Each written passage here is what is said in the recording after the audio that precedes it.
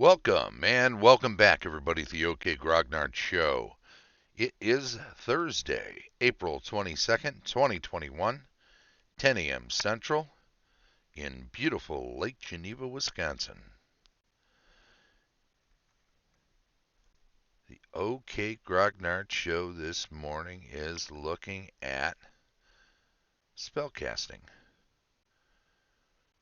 From the first edition, AD&D DMG. Hey, Sarah's in the chat this morning. Welcome. Thanks for joining us. We're going to look at a section. I think we came close to looking at this previously when we were checking out spell recovery, and we discussed how I do things just a little bit different.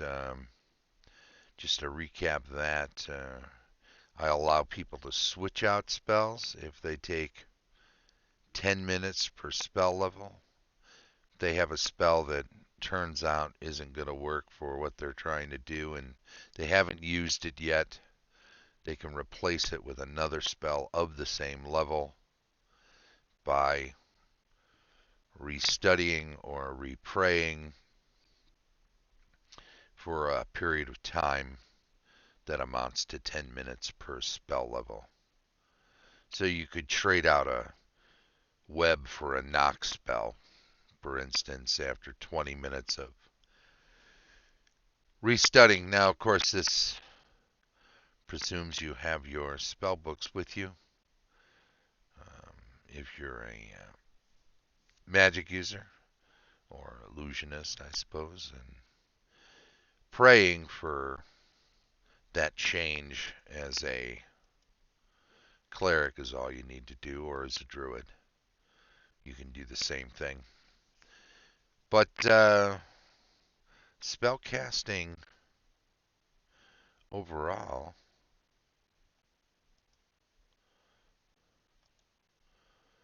is a section here.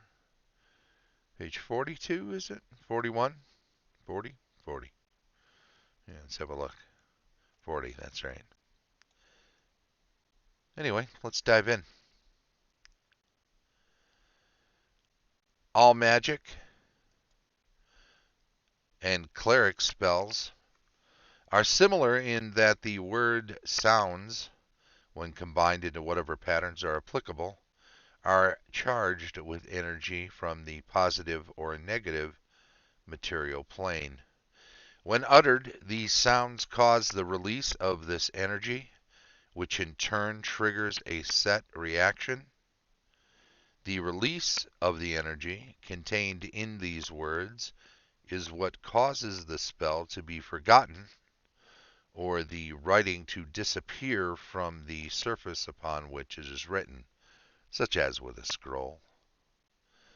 I know some DMs allow you to cast spells from your spell book, even if you don't have a slot available for that spell, as if it was a scroll, but it removes it from the spell book, which is an interesting way of giving magic users a little more oomph. But I kind of often frowned on that. I'm not sure why. It just seems like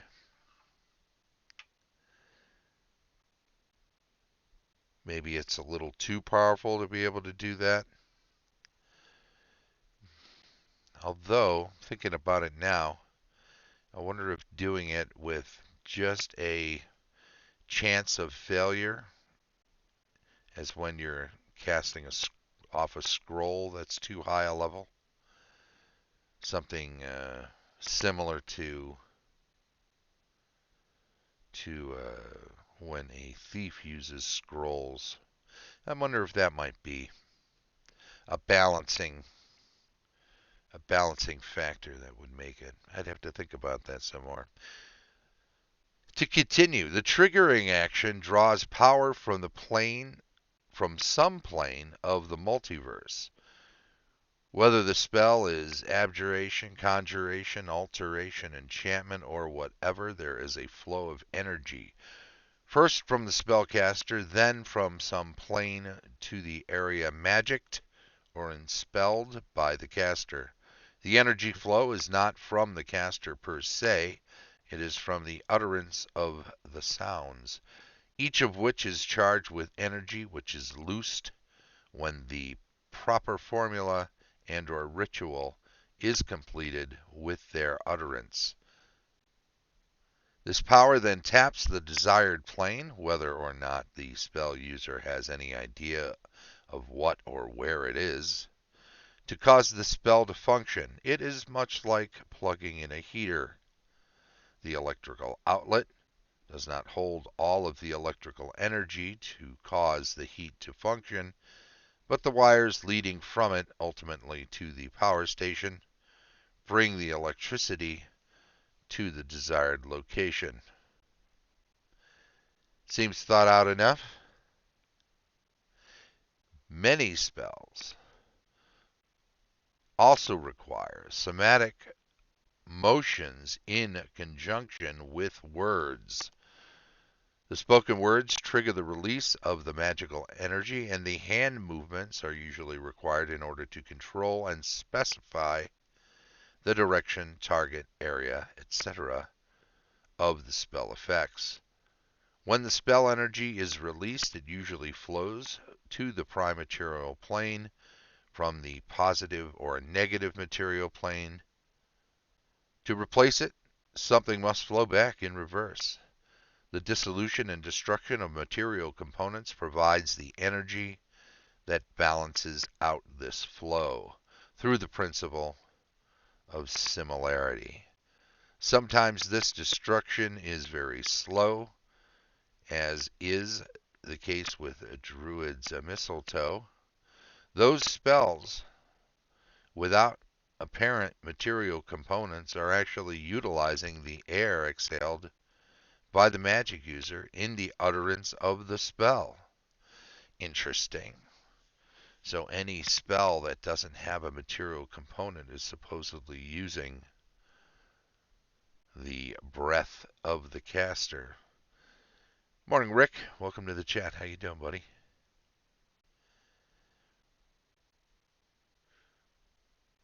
We were talking the other day online on Facebook about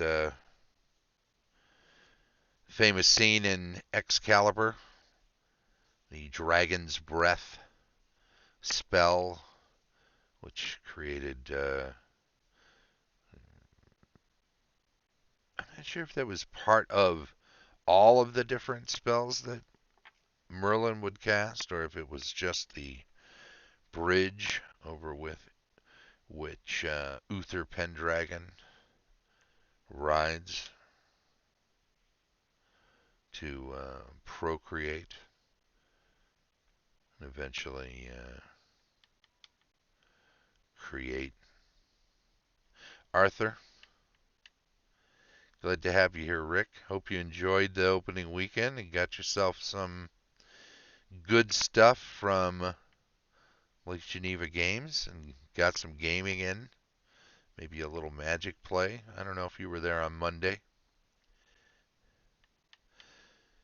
Into the next section here, release of word sound stored energy is not particularly debilitating to the spellcaster, as he or she has gathered this energy over a course of time prior to the loosing of the power. It comes from outside the spellcaster, not from his or her own vital essence. The power to activate even a first level spell would leave a spellcaster weak and shaking if it were drawn from his or her personal energy. And a third level spell would most certainly totally drain the caster's body of life. And that would be nasty. Draining yourself. Errol Otis, EO. Spell on spell with a lich, you think? What do you like that drawing there? It's a pretty nice little illustration. Because spells tap power from other planes, any improper casting is likely to cause the spell not to function. The heater is turned on, but you haven't plugged it in. Or you plugged it in, but not turned it on. Or to malfunction. You held on to the prongs of the plug when you tapped the current. Or you accidentally dropped the heater as you were plugging it in. Or perhaps you plugged in some other appliance or device by mistake. Little slapstick humor there from Gary in his example, electrocuting his so-called you. Such happenings are covered in the various chances for spell malfunction. If your players inquire as to how spells work or fail to do so, you can explain without difficulty the precepts of the AD&D magic spell systems. Parenthetically, for background reading, you can direct campaign participants to Vance's The Eyes of the Overworld and The Dying Earth, as well as to Belair's The Face in the Frost. You won Monday. Playing Magic, yeah, doing a little, did you guys draft or do a sealed? Congratulations either way. Sarah, you getting out there Thursday for some board gaming with Jesse and John? I think Dennis is still got a bowling league going, doesn't he? The next section, we'll cover this too today, is on tribal spellcasters. You know, I tried to find some source online that would give me some clue as to whether any of this was going to feel dated in its language, bigoted in some way. And I specifically wondered about the term witch doctor, but anything I could find was more semantically inclined in that witch doctor. Obviously, people who are of a Wiccan faith might get upset for the kind of loose term of the term witch being used in this situation. And I get that. I don't know that shaman is problematic. I don't believe it is. And I would stick with that, generally speaking. I don't know that witch doctor. I think depictions of them in media in past times has often been the part of it that has been most problematic. So set it aside. Who needs it anyway?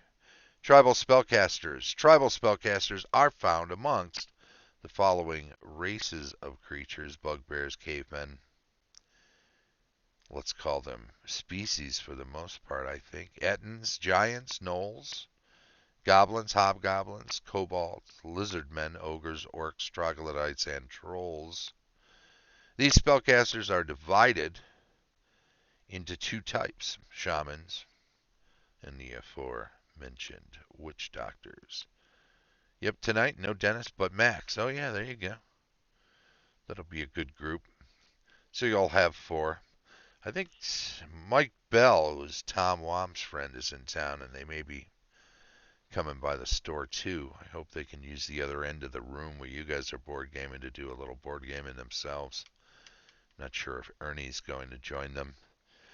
Social distancing as much as you can, of course, and masks are required. I know they'll have the place nice and clean for everyone, well sanitized. Shamans are tribal clerics of 7th level or under. Shamans have only the following spells, and the reverse if applicable. which they are able to cast. Now remember, this is first edition, so it includes some expansion on what was in original D&D, some of the Greyhawk and other expansions. But it does include the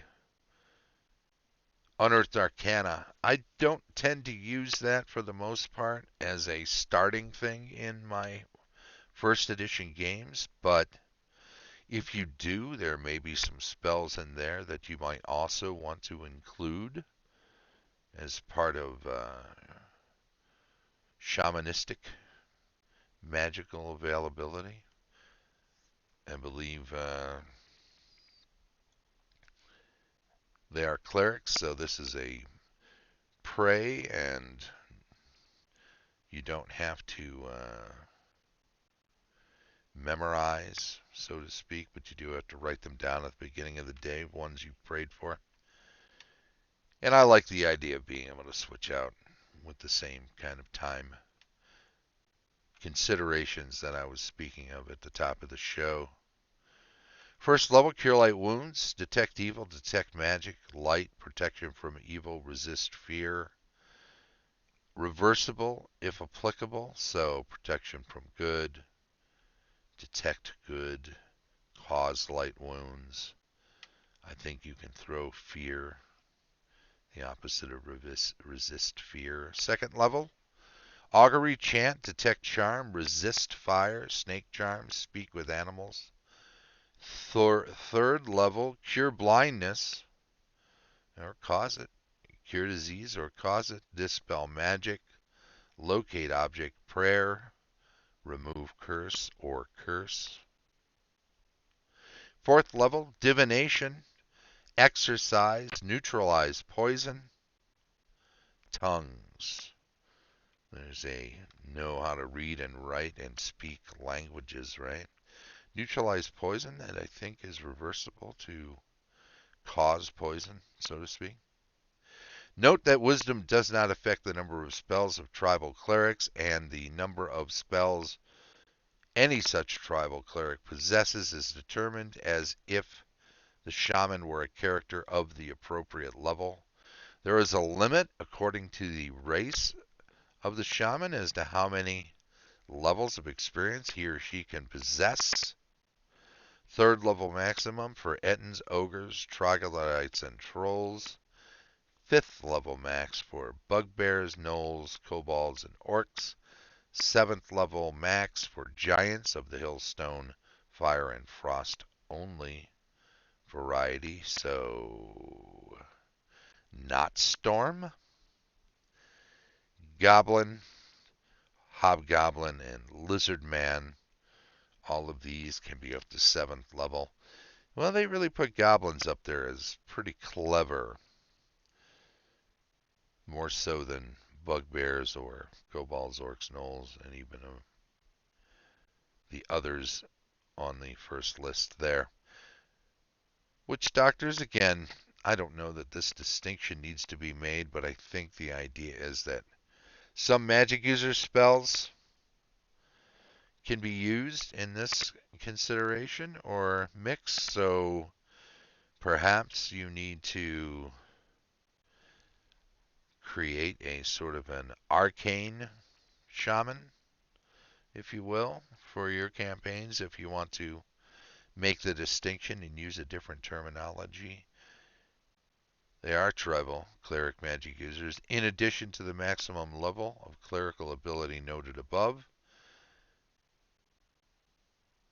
those of various races are able to use the following spells and reverse if applicable. These are additional magic user spells that can be added to the lists above. Only first and second level ones. Affect normal fires. Dancing lights. Identify, push, shield, ventriloquism. And second level audible glamour. Detect invisibility, invisibility. Levitate, magic mouth, and scare. So too, the maximum level of magic user is dependent upon the race. Second level max, bugbear, gnoll, Kobold, and Lizard Man. Max level 4 for quote-unquote caveman. Caveman tribes have normal clerical members, it says as a footnote there. 4th level max also for goblins, hobgoblins, and orcs. A tribe will have either shamans or arcane shamans, but not both, except cavemen.